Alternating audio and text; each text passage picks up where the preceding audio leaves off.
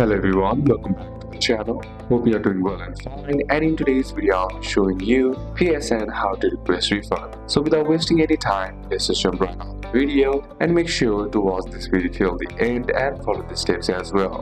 In order to request a refund on PSN, before you start, you can request a refund if it's within 14 days of purchase, you do not download or play the game, or the game is faulty or not working. So the first method is simply heading over to your browser and on the search bar typing PlayStation login. Then once the search result loads, simply tap on the first link that is shown to you. Then once you're inside here, tap on the sign in option on the top right corner of the screen. Then sign in using your sign in ID or address and then simply tap on next. Then enter in your password and log into your PSN account. Now here what you need to do is select the request a refund option, choose the item you want to refund like games, DLC add-ons, subscriptions or pre-orders, and answer a few questions as Sony will ask you what did you buy, why do you want a refund. Then once that's done, simply submit the application and you will receive a confirmation email once your request is processed. Method 2 is you can also use the PlayStation app by simply heading over and opening up the PlayStation app, then tapping on the sign in option on the bottom